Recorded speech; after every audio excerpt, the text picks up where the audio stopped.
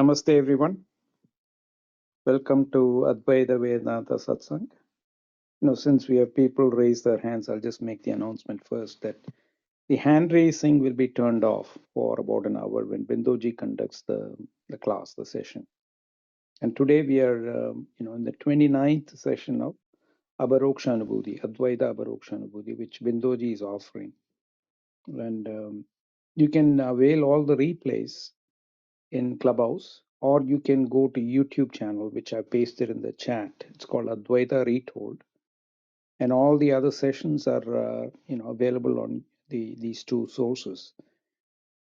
So the reference text that Bindoji is using is the one pinned up on top, which is English translation offered by Swami Vimuktananda. It's a word-to-word translation, so there's no actual translation into English. And the second text is the Sanskrit from Acharya Vidyaranya, which is just a purely Sanskrit text. So these two are the references that Bindoji uses to, prepare for these sessions. So, and once the session is over, I'll open up the hand raising and the chat for any follow-up questions or any discussions that you want to have with Bindoji. And that will last for about half an hour according to the time we have. So, yes, over to you, Bindoji. Thank you. Thank you, Prakash. Welcome all. We are into the 28th session of 29th session of Aparokshanubhuti. In the 28th section, we did not complete the verse 86. So we'll be starting that today again. Before that, let me do the invocation. Om Namo Brahmadibhyo Brahma Vidya Sampradaya Kartrubhyo Vamsharishibhyo Mahadbhyo Namo Gurubhyaha Shruti Smriti Purana Nam Alayam Karunalayam Navami Bhagavat-padam Shankaram Logashankaram Shankaram Shankaracharyam Keshavam Badarayanam Sutrabhashakridau Vande Bhagavantau Punah Punaha Ishvaro Gururatmiti Murtibeda Vivagine Vyomavat Vyapta Dehaya Dakshinamurtaye Namaha. Shri Gurubhyo Namaha. Aparokshanubhuti. Shri Harim Paramanandam Ubadeshtaramishwaram Vyapakam Sarvalokanam Karanam Tam Namamyaham. In the 86th verse, we concluded the examples of delusion or knowledge which are not based on truth or fact. One thing appearing as another thing. This is what the examples were all showing that. Then in the 87th verse, which we started, Evam Atmani Avidyataha Dehadhyasaha Hi Jayate Sa Evam Eva Atma Pariknyanat Liyate Cha Paramatmani. So having given all these examples of delusion or confusion or knowledge based on the wrong information, these are all called through the ignorance, avidyata. Atmani dehadhyasa jayate. So those who have not understood who we are in our reality, we think we are the physical body or the mental body, intellectual body, or etc. But we all know that I know my body, I know my mental thoughts and feelings and emotions. I know my logic, and I am the one who is knowing all those things. So the knower of these things have to be different from the known. When we do not know that aspect, that I am the knower or the consciousness or the awareness, which is my true nature, that is what I am. When I do not know that is my nature, what happens is that, just as the examples had shown, that seeing something in place of that will taking place. That is called adhyasa. Dehadhyasa mean delusion, that thinking that the body is me, I am the body. And we have been living under this delusion or this confusion, that was right from the childhood onwards. We have been told that we are the body, and nobody has corrected it. Nobody has even ever questioned it, or not even asked any chance to ask this question, because they themselves do not know. So how do they will correct us? Only when we know these things through these teachings, we think about it. Who am I? What is my true nature? Am I the physical body? Because physical body is something which I know. Even if my leg is amputated or hand is amputated or any body, any part from the body is removed, the feeling of I, the one which I am, knowing myself, that doesn't get diminished or reduced or doesn't undergo any change. While the pain in the body, the operation, the sufferings of the body, the mind, the intellect, everything is known, thinking that we are the body. That is when these things are being known. And then when it is being known, we are not knowing them as things happening not to me but to my body. We don't think that way. We think that it is happening to me. My leg is being amputated, or my hand is being amputated, or my stomach is being removed, which happened to me. My stomach has been removed due to cancer. But even when that happens, we think that I am the one who is going through the operation. I am the one who is losing my abdomen or stomach, and I am now going to be. But after the operation, the I-ness with which I have been living before the operation has not become less even for an iota. Even without stomach, food directly going into the small intestine, my nutrition is being taken care by, the body is being working its own. So what happened to me? Did I become less? No. Now this same thing happens even if when you see for a diabetic person, his leg is amputated, or by an accident if your arm is getting amputated or something like that. The I-ness, the feeling of the individuality, who we are, do not undergo any reduction in the being. But when we do not know who we are, we think we are the body. That is what is called avidyada atmani deha dhyasa jayate. So the one who is not able to, who is not thinking and trying to find out who himself is, that is the person who thinks that he is the body, and he's with one association with the body. He thinks it is my wife, it is my child, it is my house, it is my car, everything is mine, because it is belonging to the body. So somebody is scolding you, mentally you are getting affected, so you think that I am getting affected, but you are the knower that you are getting affected. You are the knower that somebody is abusing you. You can observe it as a witness without associating. But the moment the adhyasa takes place that he is abusing me, because it is a mental imagine, a mental thought, that person is now abusing me, because who is me? The mind. Now the mind has taken the role of the me. And then you get upset. He abused me, or he scolded me, or he called me bad names, all those things. But all through that time, even when these things were happening, we were the knower of these things happening. But we did not know that who we are. Therefore, we thought we are the mind, and we took the scolding, which is affecting the mind, as something affecting me, and then I become violent, react. I get into a problem with the person who scolded me, etc. It is all coming from this adhyasa. Adhyasa means superimposition or a delusion of something in place of something else. In place of yourself, you are thinking you are the body, the mind, the intellect, etc. Cha atma parijnanat paramatmani liyate. But here the cha is used as again, but it is to be understood as but. Atma parijnanat, through the realization of the Atman, or through knowing who you are.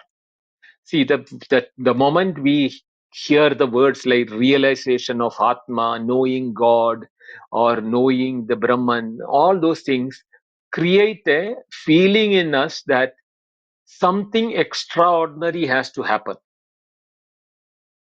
Something out of the world should happen because it is God, Atman, Dev, Brahman, all those things. That is part of our mind, which is telling us that. But when we know who we are,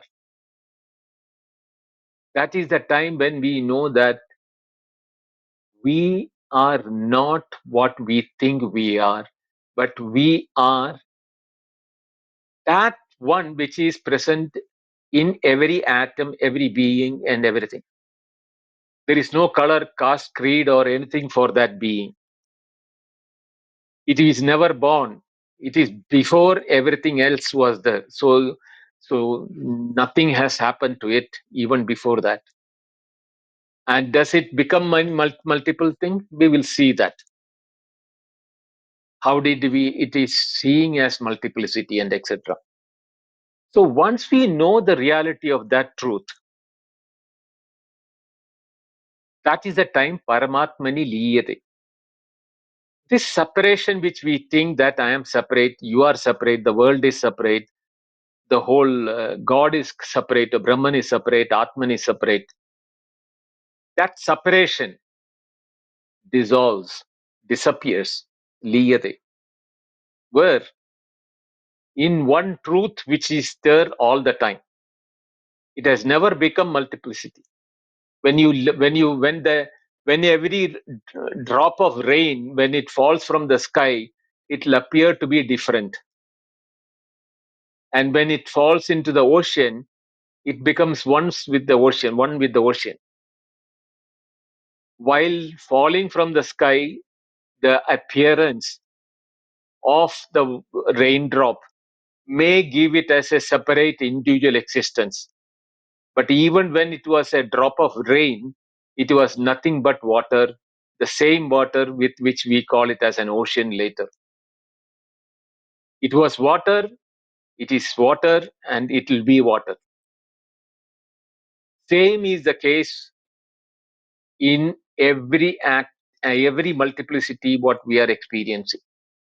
I, the individuality, you, my object, and the world of objects, or the mind, the thought, the feeling, the world, everything which is seen as separate, the separation is like seeing the raindrops, but they are all nothing but the same Atman. What is Atman? Let us see that. In the Vidyaranya's commentary, Lord, which we studied in the last class, we saw that एवमिति एवमुक्तप्रकारेण आत्मनि अविद्यातः आत्मा अज्ञानात् देहाध्यास मनुष्यः aham idyadi buddhi jayate. This is what I told till now. This avidyata means when we are not knowing the reality. We may know so many things in the world. He may be an Einstein, or he may be the biggest scientist, or the biggest doctor, biggest lawyer. But if he doesn't know himself, who he himself, all the knowledge is only about a particular subject. And with that subject, he is transacting, he is performing, no doubt about it.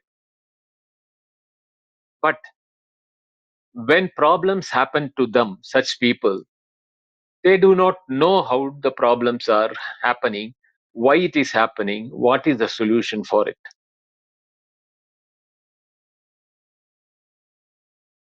Deha adhyasa manushyaha aham iti buddhi jayate. Due to the superimposition, we think we are the human beings. Nanu etasya nivritti kuda bhavet iti chet. If this is the situation, how can this be rectified, remedied, or corrected? My ignorance, my avidya, my knowledge, which is erroneous in nature, how can I correct it? Nanu etasya nivritti kuda bhavet iti chet atmajnanat eva iti aha uttarardena. Single answer, single line, just 4 words. Atmajnanat eva, by knowing yourself. Knowing who you are or what you are or the self who you are is the only way in which you can find a solution for these problems. And this is what is being taught in the Advaita. The Advaita, for all practical purposes, is part of Veda. And Veda is the most ancient scripture in the world, which is the Rig Veda. That was a time when people were using something similar to Sanskrit, what is called Prakrit, or similar to, say, we cannot call it as a modern Sanskrit. It is a Sanskrit in an ancient form, which was more colloquial rather than literature. Those days, there was no printing, no writing, no scriptures, no lipi, nothing. It was by word of mouth. These knowledge or these systems were maintained in the society. The society, Vedic society, that is why it is called Shruti. Shruti means what has been learned through hearing. Shrotram is hearing, and what is heard through hearing and has become your knowledge is what is called Shruti. Now, those days, it was the process in which it was being taught was through Shruti, means the teacher or the father in the family or the guru in the Gurukula. There were no writing, no written thing. The writing and the writing in the leaf, palm leaves, etc., happened much later. This is before that. So it was purely by word of mouth. These things were being told from generations to generations. And when the lipi or the scriptures started developing as a human development for communication, the writing in the palm leaves or burja patras and places like that started. And after that only, the Rig Veda, which is known as the ancient scripture, was discovered by ancient historians, archaeologists in India. And it was decided that it was belonging to some 5,000 to 7,000 years before Christ.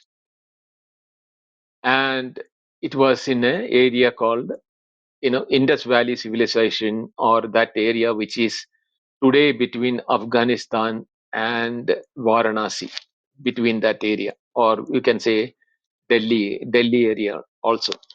So Delhi to Kandahar, that area is what it was called the Indus Valley civilization. A river called Saraswati was flowing through that area, and another river was Indus, Indu, and the mountains were called Hindu Kush because it was beyond which the Indus River was known for the Western world. And then a tectonic shift happened, and the river Saraswati vanished, and that was filled with sand and desert, which is running through Rajasthan now and part of Pakistan also. So that archaeological details are still being discovered, and we are not going into the details of that. But as far as Vedas are concerned, these were part of the teachings were there. There was no what you call individual god, which is called the today's god or Krishna, Rama, or Jesus or Allah, or none of those individual gods were present during those days. They worshipped nature like Agni, Varuna, Indra, like these were like fire, water, lightning, etc., which were forces of nature which were affecting the society. They worshipped them because they were doing damage to the society, field, climate, agriculture, etc. So they were the gods in those Vedic periods. So the Vedic rituals were mostly to Agni Devata, Indra Devata, Varuna Devata, etc. But there were philosophers even during those days, and those philosophers who delved deep into the source of who am I are the people who transmitted the knowledge called Upanishad from people to people. But since there was only one system of recording these teachings, whether it was yajna for the Agni or it was a philosophy to find out who you are, they were being all transmitted through word of mouth. So they became part of a single book or single collection called the Vedas. But these were added toward the end because those were the philosophers who produced these things. So it is those philosophers who found out that there is something called the knower in every living beings, including the animals. They know they exist. They know they are functioning through the body, but only human beings had the capacity to analyze who am I, because others were reflecting according to the inputs to the sense organs. So they are called the Pashu. Pashu means animal. So animals were tempted by favorite things like grass, etc., and they were afraid of anything which were harming them, like with a stick or a stone. They used to run away. So the man who started thinking about who am I found out that we all have a delusion or a superimposition thinking that we are the physical being, because he found out that my body is an object for me. I know my body. So he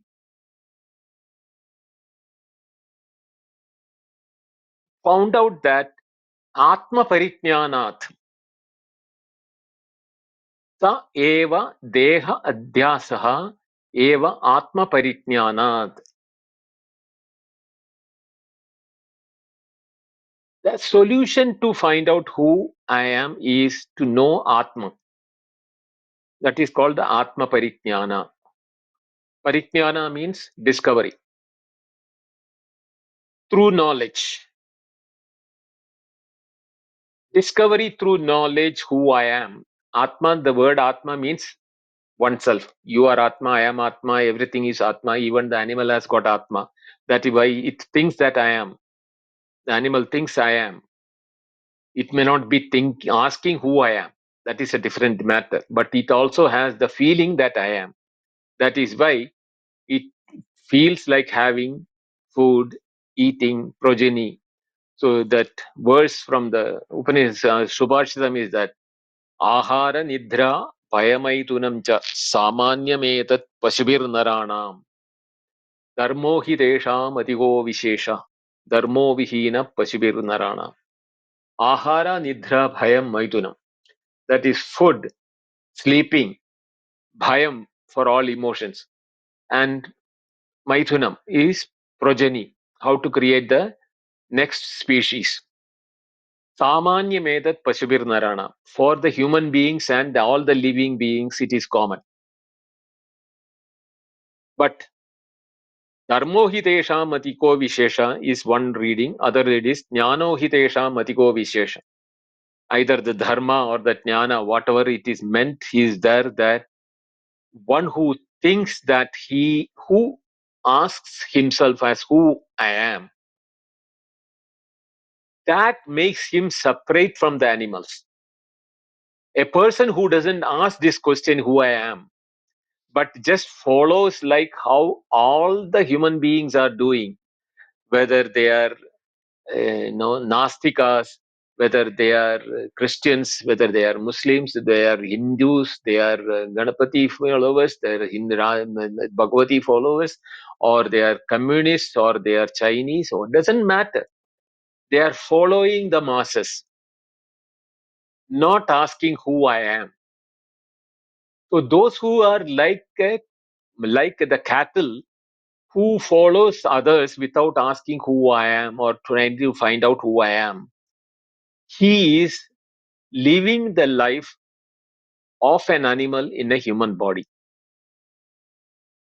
But one who asks that, who am I? Atma Parijnana. For such a person, he gets himself released or freed from the feeling that I am the body. The body should be cleaned, the body should be maintained. All those things which are being done by the body for the body is different from thinking I am the body. See, just like maintaining our car doesn't mean that we are the car. We need to wash the car, change the oil, check for the battery, check the servicing, everything, because it is an instrument for us for travel. Same way, the body for us is an instrument to interact in the world. But we are not the body, just as we are not the car. This body need to be maintained for interacting with the world. For that, we are eating the food, we are having bath, we are going to the, for the treatment to the hospital, etc. That is different. That doesn't make that is a dehadhyasa. No, you can continue to do that, but not think that I am the body. This is where the Atma Parijnana is different. When we are operating through the body, we don't have to think that we are the body. When we see an item through the eyes, we know that I am seeing. But actually speaking, the eyes are seeing and the mind is collecting the information, and I am the knower, but I am not the one who is seeing it. I am the knower of what is being seen, recorded in the mind. Same way, all the sense organs, Shabda Sparsha Rasa Rupa Gandha, all the five sense organs are feeding sensory inputs from the world outside. And we don't have a world outside these five sensory organs. We may extend in sensory organs like with a microscope or a ultrasonic or things like that. But it has to be converted into one of the readable five for us to say that it becomes a knowledge for me, an information for me. That happens in the mind, but that happens only when I am present, I am available in the mind, or I in my presence. This Atma, when it is present in the mind, then only it happens. Otherwise, it becomes a dead body. A dead body also has got eyes, ears, skin, etc. But none of the information are stored in that. Even while living, when we are in dream, what happens to the physical body with the eyes, ears open, the mosquito biting in the skin, etc., we are not knowing, because I am not in the waking mind, but I have taken the mind of the dreamer, and I am dreaming and experiencing the dreaming world. So I am different. My waking is different. My dream is different. My sleeping is different. I am different from the body. This is why we have to understand that deha dhyasaha. And this it will know that it is a delusion or an ignorance or a superimposition only when we do atma parijnana. That is the discriminatory inference gathering or the knowledge gathering about what is my real nature, atma. Once this happens, when you know who you are, not through the mind, you are not using the mind. You are seeing the mind as an instrument. Understand that. So, the one who is knowing the mind doesn't need the mind to know who he is. But at the same time, he cannot be known like how we know through the mind as every other object, including our emotions and feelings and thoughts. I cannot know myself through my mind. So, what is this Atma Parijnana? That is when we know that it is not with the words and not through the mind. When the mind, because the mind depends upon the words for its knowledge. Without a word or a form, mind has no capacity to know.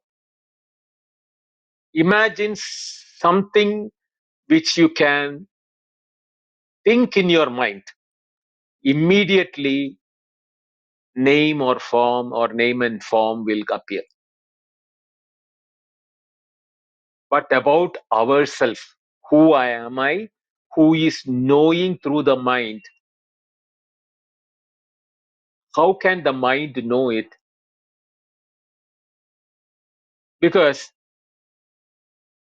even the word I, which I am using now for the mind to transact, that I is a feeling in the mind, kept by the mind when it is identifying itself with the mind and the body and the intellect, etc., called the individuality or the aham iti bhava, not ahankara. Aham, I, the individuality feeling or the knowledge of the sensation of individuality. But that is not I. That is a knowledge of the mind, in the mind, by the mind.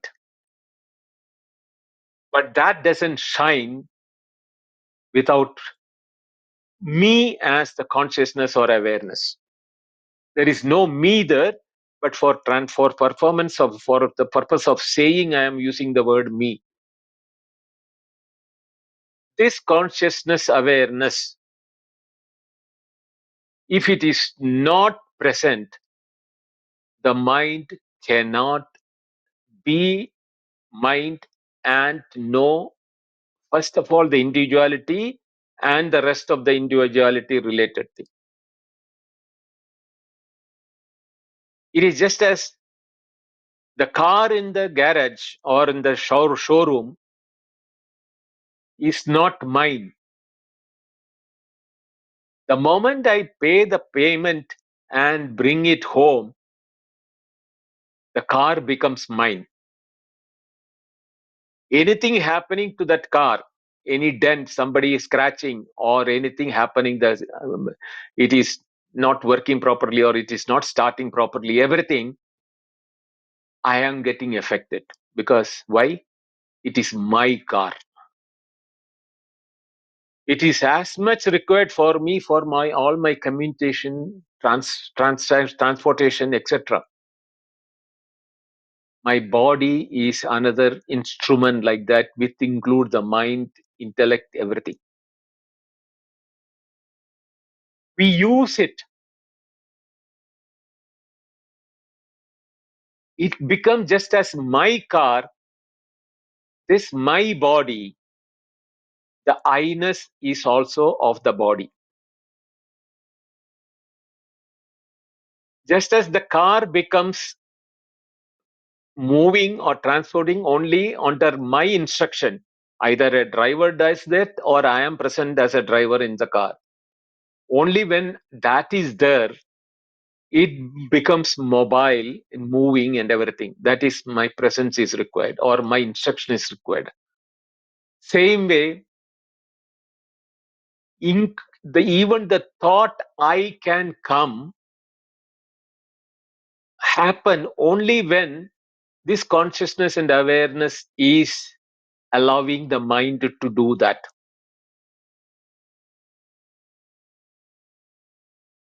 For example,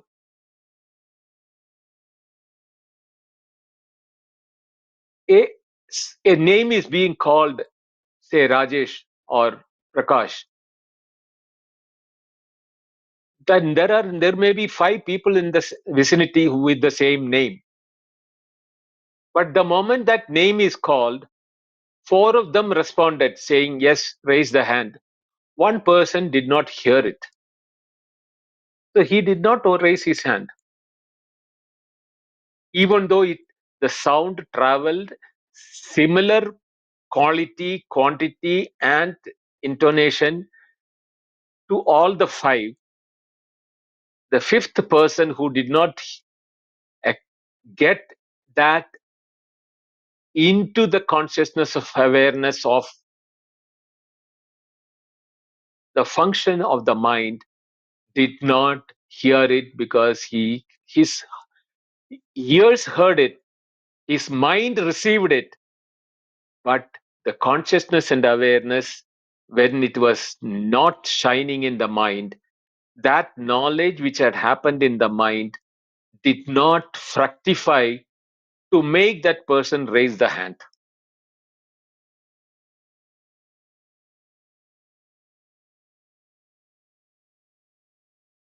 So this Atma which we are now referring to, the consciousness awareness which I am referring to, is it unique to one Rajesh or all the 4 Rajesh or all the 5 Rajesh?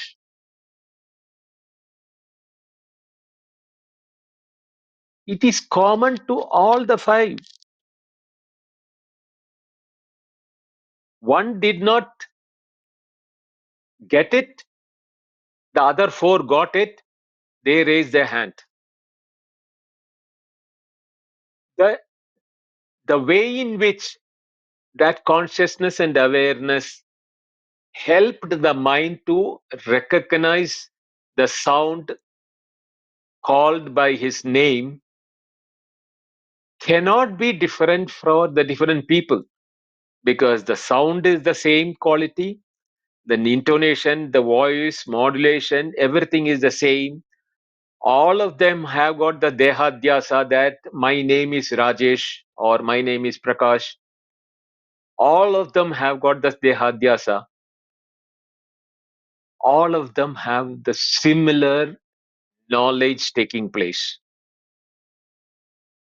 So the source of knowledge cannot be multiple nature. It is just like the sunlight falling. into 5 pots which is filled with water will reflect the waters.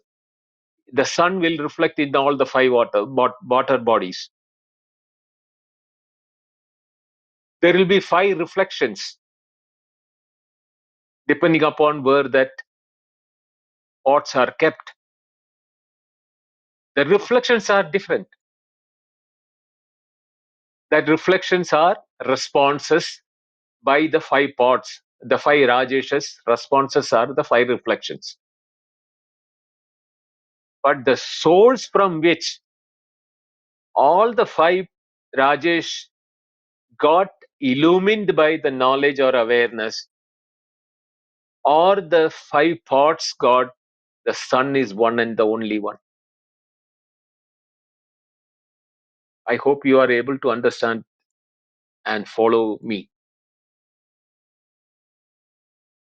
When we know that is my true nature, not the reflected feeling that I am Bindo, you are Rajesh, you are Prakash, etc. No, that is reflected images of us.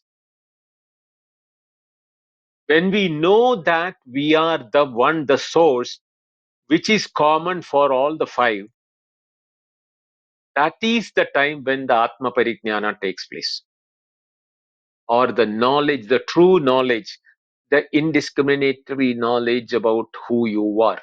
There is no discrimination. That knowledge, when it happens, that is the time when it is called the Brahma Atma Aikya Sakshatkara. This is the word where we stopped last class. Brahma Atma Aikya. This individual feeling that it illumined in the 5 individuals, their mind, at from their reference point of view, they call it as Atma. But the source from where it is coming is one only. Just as the light which is reflected in each pot is different, but the light rays from where it is emanating, the quality of the source and the light rays are not different. They are one and the same only. Therefore, when we say Brahma, we are talking about that total pure consciousness or total pure awareness, which is common to every atom or everything in this world, whether we are in the waking or we are in the dream or we are in the deep sleep, doesn't matter. When we identify that is what I am, that is what is called the Sakshatkara. Sakshat means direct identification or realization of the source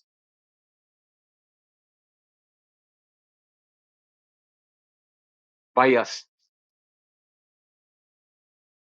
When this happens,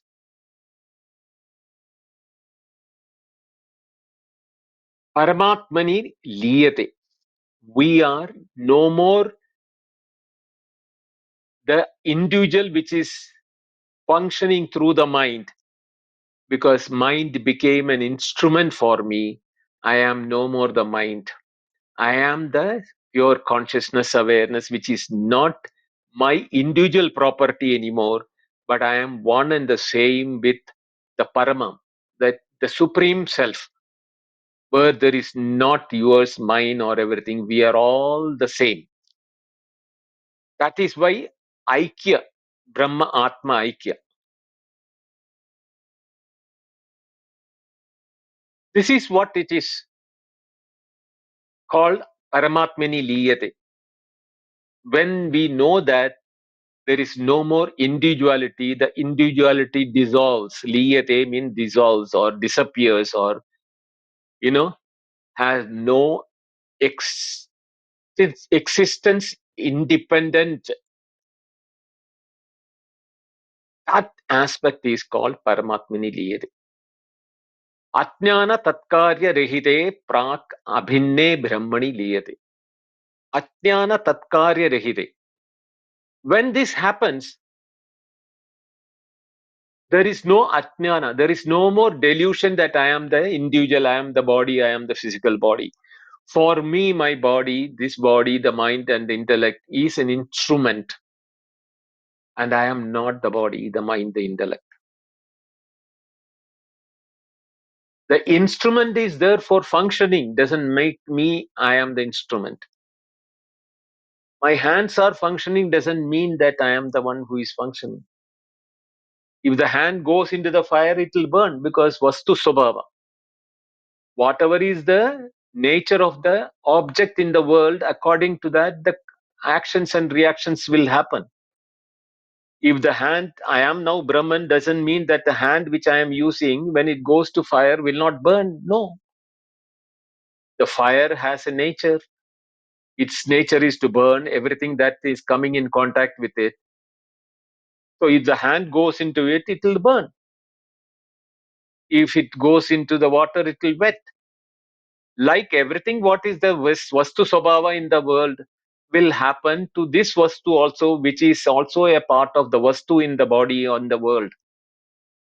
It is also a item or an object of the world, because I am being objectified by others. This body, I am means this body is being objectified by my wife saying husband, my daughter says my father says my son. So they are all objectifying it. It is an object in the world. So, like any other object in the world, this will also undergo all the effects of the world, whether fire, water, lightning, shock, electricity, or whatever may be the things which are there in this world, will affect this body. But that doesn't affect me, because I am not the instrument, this body. I will know in my presence, I will know this body is getting affected. Because I am present, the body, if it is getting fire, under fire, it burns. My knowledge or my nature of knowledge or pure awareness is the reason why the body knows that I am being burned. When it is put in the burial for the cremation, the body is being burned. When it is swimming in the water, it is getting wet.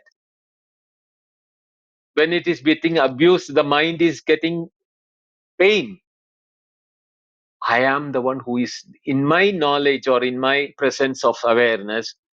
These knowledges happen in the mind.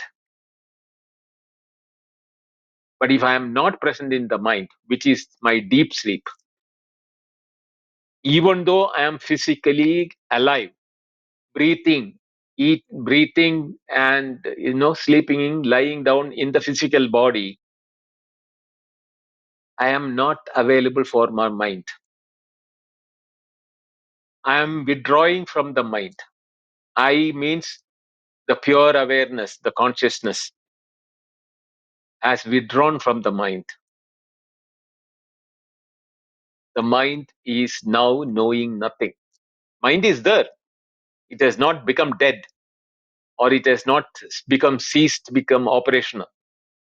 It is there, but it is not functional. It is cannot function independently. Therefore, it is not knowing anything what is happening. The skin is touching, the fan is breathing on the body, but the mind is not knowing. A mosquito is biting on the leg. The body is not knowing. It has become morning, the sunlight is shining, the eyes are closed, it is not knowing. Somebody is calling you up, wake up, you are not hearing it, the mind is not hearing. So all those things are very clear that only when I, the pure consciousness, is functioning in the mind, I become the individual, the Bindu, the Prakash, or the Rajesh, or anybody, whatever may be the name it is.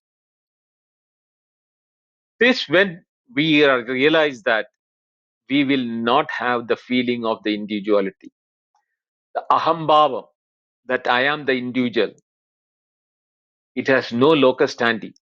On what does it that the ahambhava will stand? When we know that the mind is an instrument only, I am not the mind, because the ahambhava is in the mind. ब्रह्मस्वरूपेण अवतिष्ठते न हि अधिष्ठानं विना आरोपितस्य स्वरूपमस्ति. ब्रह्मस्वरूपेण अवतिष्ठते. We abide and established and remain in that Brahmaswarupa. That is that is what I am. That is my Swarupa. I am that. Tattvamasi, Aham Brahmasmi. That comes in realization at that time. Nahi adhishtanam vina aropitasya swarupamasti. That is adhishtanam, substratum. What is being superimposed? There can be any reality for that is being superimposed. The mind is now getting superimposed as if it is the consciousness. That is why we say, I am knowing, I am walking, I am the king, I am the servant, I am the man, I am a preacher, I am God, I am Jesus, I am Krishna, I am Rama. All those statements are coming from this superimposition to the physical body, mental, physical, etc. All those things. Adhishtanam vina aropitasya swarupam asti. If they were not functioning or adhishtanam through the body, they will not function. The king is functioning through the body, thinking he is a king. The king is kingship, or the nature of the king is of that of the body. But actually speaking, he is not the one who is the king. The king is in reality Brahman, Atman only. The same Brahman, Atman, which is there in the servant of the king. Because if the fire comes and burns, the king also will burn, the servant also will burn equally. These are two instruments, and both of them will know the same heat. And the same heat being known because of the presence of Atma in both of them being equal. There is no difference between the king and the servant at that time. But when we superimpose that Atma or the thing into the king, he believes he is the king, and the other one thinks he is a servant. Chakarat adhyasaha karanam ajnanam api liyate. Now the word cha in the shloka, in the verse, is to indicate both the superimposition as well as the cause. Now we have not discussed about the cause aspect of it. What is the cause because of which this superimposition is happening, or why does this superimposition happen?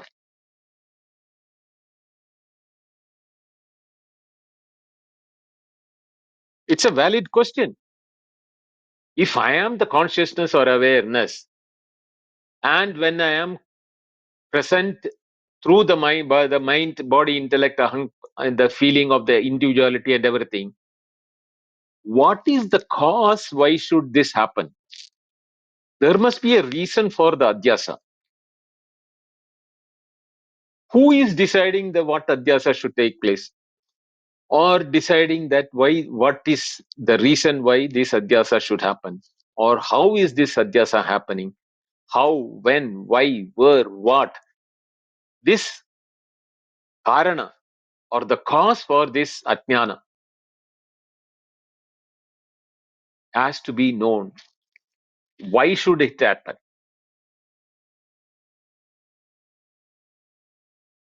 We can discuss this in the next class because this has to go into a very detailed discussion. Sorry, I could not touch the Chandogya Upanishad because I thought the Chandogya Upanishad I will be able to touch today, but that will come only when the Karana is being taken up. So we will meet again on Monday, same time, 6:30, to discuss why should that adhyasa should take place, or what is the cause for the adhyasa, how it is happening, why should it happen, how can I remove it. We'll discuss this in the detail on Monday, same time, same class.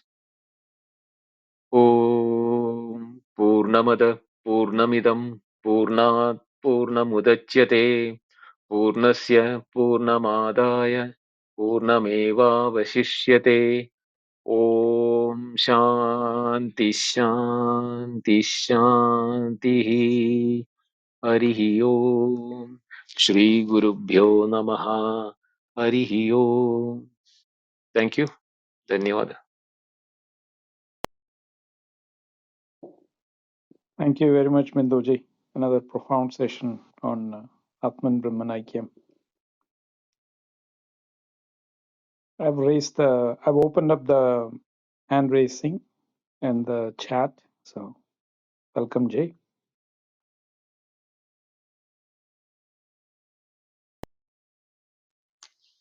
Thank you, Binduji. I have a couple of questions. My first question is actually when you elaborated on people in Indus Valley civilization, that area, people got some insight and people maybe initially got this and then documented this and shared. The thought I got is maybe, and even today in Nepal, magic mushroom is like legal, and then maybe somehow some other, actually even they say magic mushrooms are not part of this earth, like they're not plants, they're not animals, they came from somewhere, most probably extraterrestrial. They came here, somebody should have tasted it, and then they universe might have sent it, and universe might have tasted it, universe might have understood, is what it clicked for me. uh, Thanks for that. But my actual question, I mean, okay, let me stop here and ask you this question. Is this logical? Is this unnecessary and unhelpful thinking, Binduji? There is This is totally unconnected, or there is no necessity for these thoughts to come, because what you have discussed is something happening in your waking, and you are trying to find a reason for that. Then you have to find the answer in your waking only for that, whether they were in Nepal or whether they were somewhere else, or whether they had really there is anything called extraterrestrial, or is there anything to be thought in that direction. All of them are unrelated, because you're talking about something what is in your waking. Right. And I believe, I mean, this is again a belief in my waking, that only when I bribe my mind to bring it to the precipice of trusting the universe, I believe this will vanish. So that is my point of view.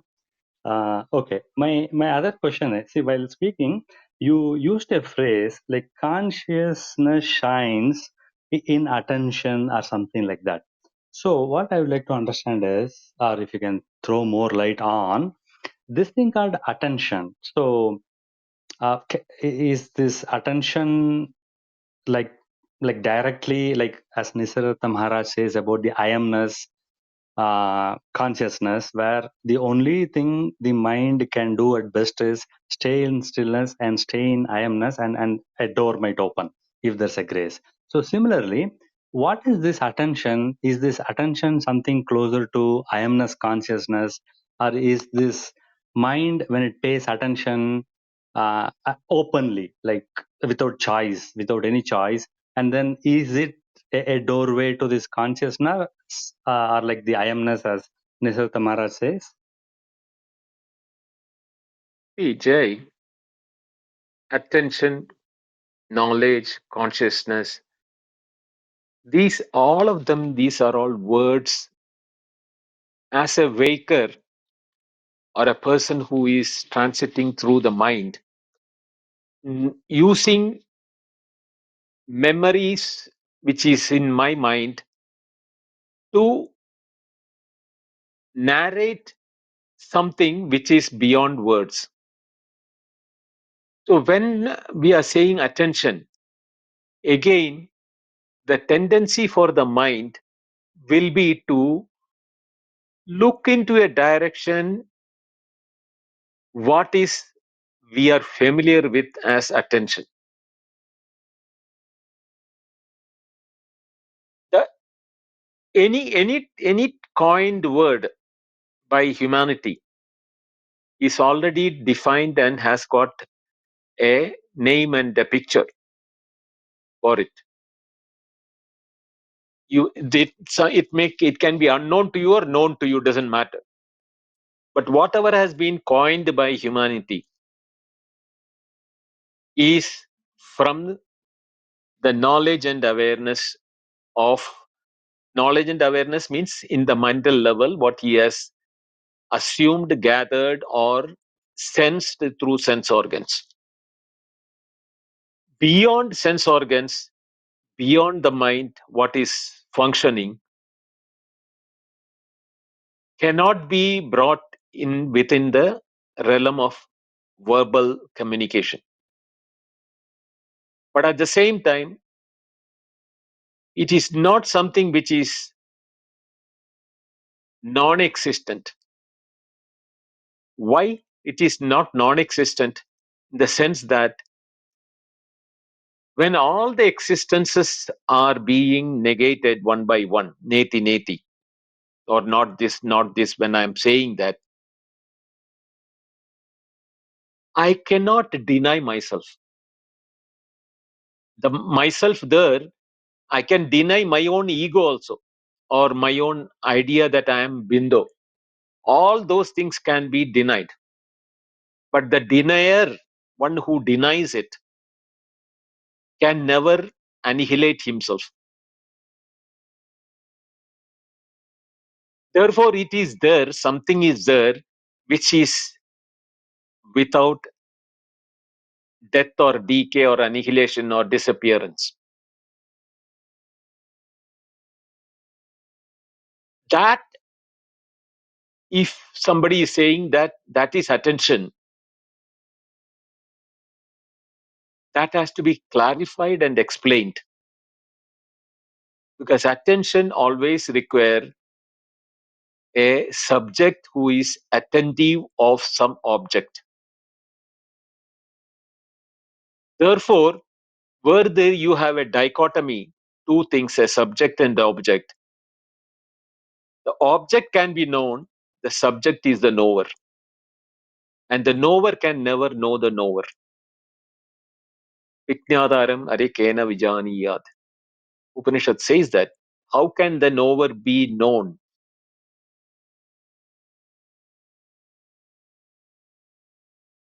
Understand?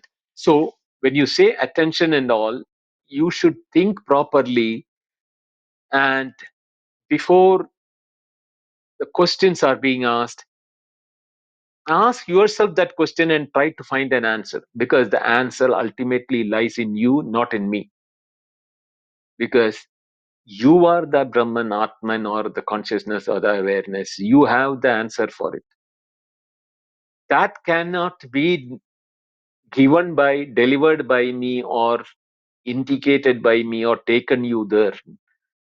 You have to realize this very moment you are that, and you are thinking that you are something else. Beautiful, Binduji. Thank you. This is hugely helpful. As there is no other questioners, there is one funny thing I want to ask Binduji. Binduji, there is one Tamil comedian by name Vadivelu. He makes a very famous statement. "Hey, ஆணியே புடுங்க வேண்டாம்." I don't know if you have heard of that. ஆமா, கேட்டிருக்கேன் நானு. Okay, so this is like Neti is நீ ஆணியே புடுங்க வேண்டாம் சும்மா இரு. சும்மா இரு. Thank you. அவ்வளவுதான். Okay, this is like, yeah. I mean, this mind wants to come out somewhere, ask questions. Vendraji, you uncompromisingly, absolutely shut down all ways for this mind to escape and come back to square one. At the maximum, you can do neti. At the maximum, if at all you want to do something, because the reality is that only, and it is always there. It is unmutable. At the maximum, shut up, ask neti. Don't even question, don't even infer, don't even elaborate, don't even dig. Thanks, Vindraji. Thank you, Jay.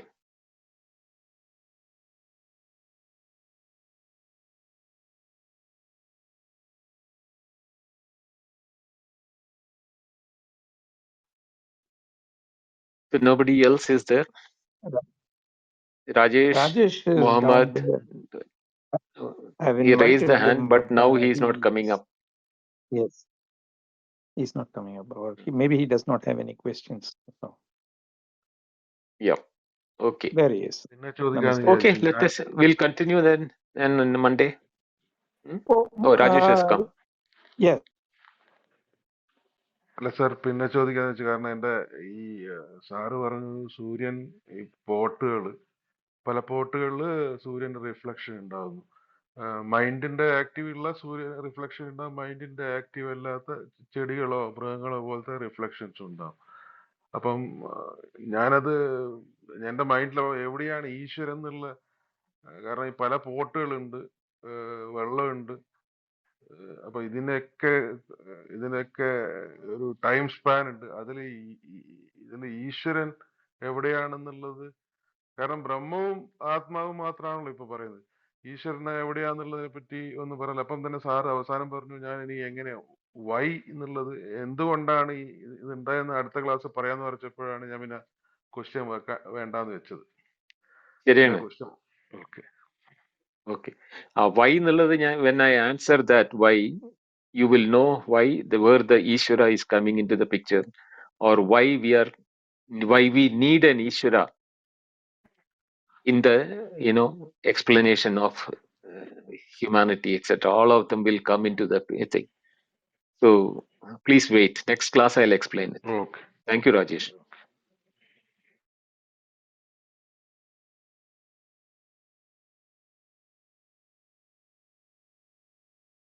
Okay. So thank you all. Thank you, Prakash. Thank you, Jay. Thank you, Rajesh, Mohammed, and Jesse, all of you who have come in, Shobha, Revati, Anuk, Kam, Andy, Raj, Sagar, Sushil, all of you. Thank you for being there. Listen to this again so that we have a continuity in the next class when I go into the cause of it. And that will be very mind shattering when I explain that.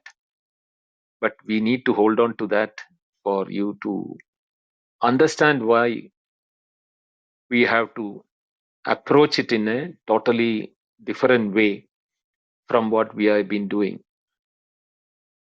We'll discuss this in detail in the next class. Thank you all. Namaste. Hari Om. Namaste. Bye. Hare Om.